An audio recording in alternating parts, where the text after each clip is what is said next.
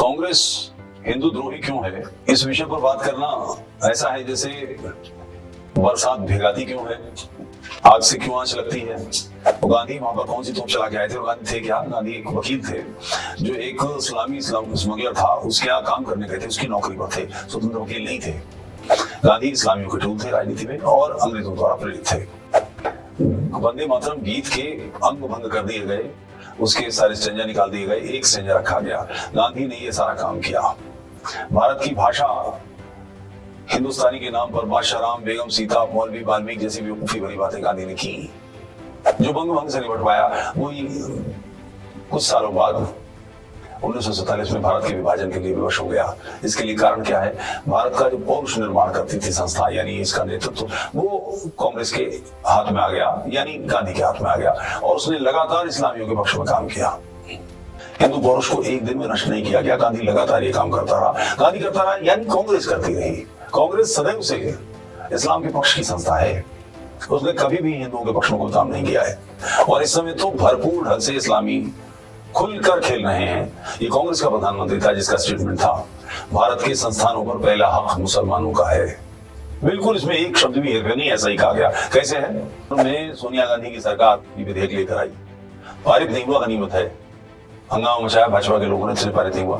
दंगा होगा तो वहां के हिंदू जिम्मेदार माने जाएंगे। एक पक्षी है, अगर कोई एफआईआर कर दी गई किसी हिंदू पर तो ये उसकी जिम्मेदारी है कि वो अपना बचाव करे और साबित करे कि वो दंगे में सम्मिलित नहीं था। जो भी सोचते हैं कि ऐसा नहीं होगा तो वो मृग तृष्णा में जी रहे हैं। कांग्रेस ऐसी ही है, यही उसका चरित्र है। जय हिंदू राष्ट्र। कांग्रेस हिंदू द्रोही क्यों है, इस विषय पर बात करना ऐसा है जैसे बरसात भिगाती क्यों है, आग से क्यों आंच लगती है, बर्फ ठंडी क्यों होती है। ऐसा एक अजीब सा प्रश्न है। वो अजीब सा इसलिए कि कांग्रेस का एक स्वाभाविक अभ्यास है, एक परंपरा है। राजनीति पर दृष्टि रखने वाले, राजनीतिक दृष्टि से चौकन्ने लोग, राजनीति का ध्यान रखने वाले लोग, सातत्य का विशेष रूप से राजनीति की जो परंपरा चली आ रही, सततता चली आ रही है, उसका ध्यान रखने वाले लोग इसको समझ सकते हैं। एक किताब है tragic story of partition, H V. Seshadri की, जिसका हिंदी अनुवाद है और देश बट गया। ये किताब पढ़ने से इस प्रश्न पर विचार करना, समझ में आना बहुत आसान है। 15 अगस्त 1947 में भारत का विभाजन एक दिन की घटना का परिणाम नहीं है। ये एक सातत्य का, एक लगातार चले आने वाले घटना के चक्र का परिणाम है। गांधी जो साउथ अफ्रीका के बड़े नेता बना के भारत में लाए गए थे, साउथ अफ्रीका में अंग्रेजी गोरी सरकार थी जो भारत विभाजन, भारत की स्वतंत्रता के बहुत सालों बाद, दशकों, कई दशक के बाद स्वतंत्र हुआ है। और वहां भी गोरों के विशेषाधिकार उन्होंने सुरक्षित रखे, तभी वो उस जगह से अपना राजनीतिक कब्जा हटा पाए, बाकी छोड़ा उन्होंने, बाकी वो पूरी तरह से काबिज ही रहे हैं। वो गांधी वहां पर कौन सी तोप चला के आए थे, और गांधी थे क्या? गांधी एक वकील थे जो एक इस्लामी स्मगलर था, उसके यहाँ काम करने गए थे, उसकी नौकरी पर थे, स्वतंत्र वकील नहीं थे। और वहां उन्होंने ऐसा कौन सी तोप चलाई, पिक्चर को गांधी बेन किंग्सले वाली को देखकर मत निर्णय लीजिएगा, तथ्यों के आधार पर निर्णय लीजिए। वो इस्लामियों के ही काम करते थे और भारत में अंग्रेजों ने उनके मार्ग को प्रशस्त किया। भारत में राजनीतिक रूप से उन्हें एक ऐसा व्यक्ति चाहिए था जो उनका होता, उनकी जेब में होता। गांधी इस्लामियों के टूल थे राजनीति में और अंग्रेजों द्वारा प्रेरित थे। उन्होंने सारे काम ऐसे किए। भारत में आकर भारत के अधिवेशनों में वंदे मातरम बहुत जोर शोर से गाया जाता था। वंदे मातरम बंकिम चंद्र चटर्जी के उपन्यास आनंद मठ का एक गीत है जिसको लेकर संतान दल ने काम किया है। बंगाल में नवाब था, उसकी नवाबी ढाने में जिन लोगों ने काम किया संतान दल में, उसमें प्रमुख था। इस्लामी नेतृत्व इस बात को समझता था कि ये गीत बंगाल के इस्लामी नेतृत्व को नष्ट करने वालों का गीत था। वंदे मातरम, माँ तेरी विजय, तेरा तुझे प्रणाम। तो अब इसके विरोध में वंदे मातरम गीत के अंग भंग कर दिए गए, उसके सारे स्टेंजा निकाल दिए गए, एक स्टेंजा रखा गया। गांधी ने ये सारा काम किया।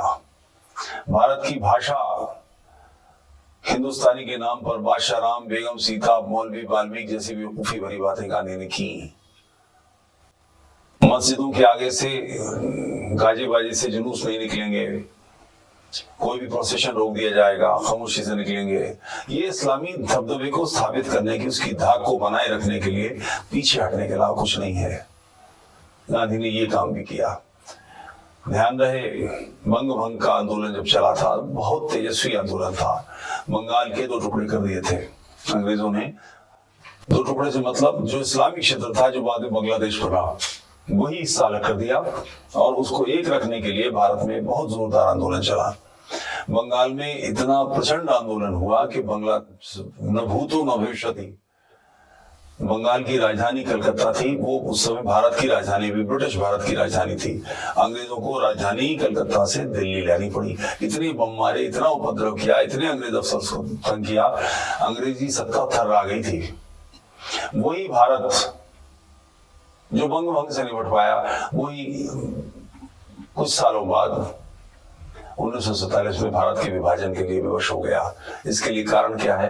भारत का जो पौरुष निर्माण करती थी संस्था, यानी इसका नेतृत्व, वो कांग्रेस के हाथ में आ गया, यानी गांधी के हाथ में आ गया और उसने लगातार इस्लामियों के पक्ष में काम किया।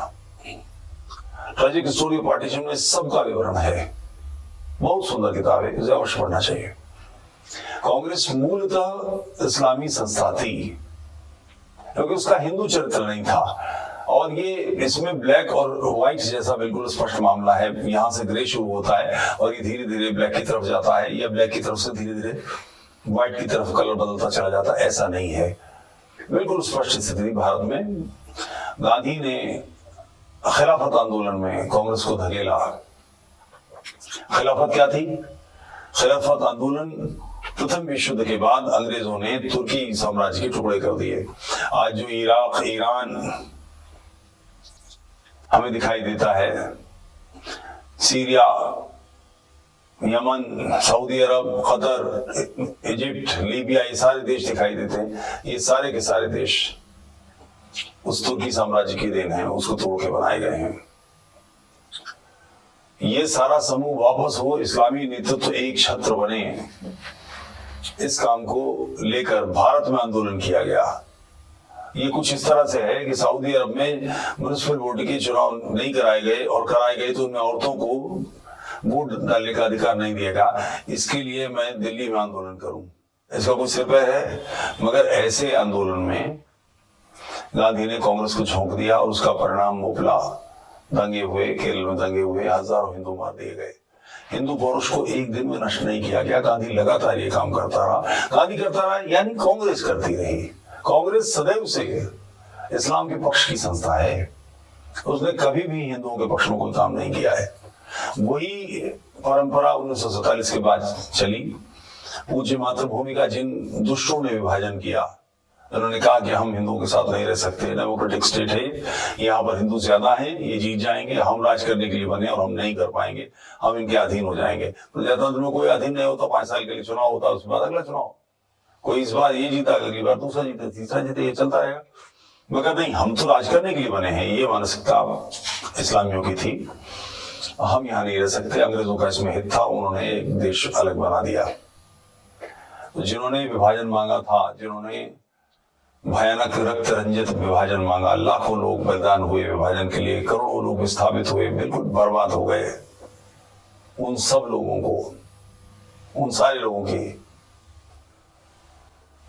दुर्गति के बाद जो देश अस्तित्व में आया, तो जिन्होंने ये सब किया था उन्हें यहां से जाना चाहिए था ना। यानी छिन्नांगों को जिन्होंने विभाजन मांगा, उन्हें भारत छोड़ो, भारत से जाना चाहिए था। मगर गांधी और नेहरू ने, कांग्रेस ने यानी भारत में उन लोगों को रोक लिया। जिस समस्या के समाधान के लिए, जिन दंगों के समाधान के लिए, जिस उपद्रवी मानसिकता के समाधान के लिए विभाजन स्वीकार किया था, वो जनसंख्या स्थानांतरण नहीं किया। और आज विभाजन की, भारत के इस्लामीकरण का संकट सर पे खड़ा है। ऐसा करने के लिए जिम्मेदार कौन? कांग्रेस। उसके बाद भी लगातार दंगे होते थे। तो एक दंगे के संदर्भ में सोनिया गांधी की सरकार ये विधेयक लेकर आई, पारित नहीं हुआ, गनीमत है, हंगामा मचाया भाजपा के लोगों ने, फिर पारित नहीं हुआ। दंगा होगा तो वहां के हिंदू जिम्मेदार माने जाएंगे। एक पक्षी है, अगर कोई एफआईआर कर दी गई किसी हिंदू पर तो ये उसकी जिम्मेदारी है कि वो अपना बचाव करे और साबित करे कि वो दंगे में सम्मिलित नहीं था। अजीब स्थिति है। किसी पर मैं आरोप लगाऊं कि तुम चोर हो तो साबित करना मेरा काम है, वो नहीं साबित करना उसका काम है कि वो चोर नहीं है। ऐसी ऊटपटांग बातें की गई। एक बूढ़ी औरत, उसके पति ने उसे तलाक दे दिया था तो उसको 230 रुपए शायद मासिक मिलने थे। इसके खिलाफ भारत में मुल्ला पार्टी विरोध में आ गई, सारे भारत में आंदोलन हुआ। राजीव गांधी झुक गया और मुल्ला पार्टी के सामने और देश की राजनीति की दुर्गत कर दी। ये किसकी जिम्मेदारी थी? आखिर शाहबानों के अपने नैतिक कानूनी अधिकार थे कि नहीं, या वो मुसलमान मुल्ला पार्टी यानी भूखे भेड़ियों के सामने भेड़ फेंक दी जाएगी? मगर हुआ ऐसा ही। तो कांग्रेस का ये स्वभाव है, संस्कार है, वो सदैव से हिंदुओं के विरोध में काम करती है और इस समय तो भरपूर ढंग से इस्लामी खुलकर खेल रहे हैं। ये कांग्रेस का प्रधानमंत्री था जिसका स्टेटमेंट था, भारत के संस्थानों पर पहला हक मुसलमानों का है। बिल्कुल इसमें एक शब्द भी हेरफेर नहीं, ऐसा ही कहा गया। कैसे है? ये इनाम दिया जा रहा है भारत के विभाजन करने का, कुछ मातृभूमि के टुकड़े कर दिए, इसके लिए उनको पुरस्कार दिया जा रहा है। वो दंगे करते हैं तो इसलिए उनको इस आग में और घी झोंकने का काम कर रहे हैं हम। लगातार ये काम करती रही कांग्रेस, सदैव से इस्लाम के पक्ष की, इस्लामियों का फेवर करने वाली, इस्लाम के लिए हिंदुओं को मूर्ख बनाने वाली पार्टी है। सदैव से वो ये काम करती रही और ये इसका मूल चरित्र है। ये वैसा ही है जैसे बर्फ ठंडी होती है, जैसे बरसात भिगाती है, जैसे आग के पास जाए तो आंच लगती है। इससे जरा सा भी ये उसका चरित्र है, ऐसा ही वो करेगी। जो भी सोचते हैं कि ऐसा नहीं होगा तो वो मृग तृष्णा में जी रहे हैं। कांग्रेस ऐसी ही है, यही उसका चरित्र है। जय हिंद राष्ट्र।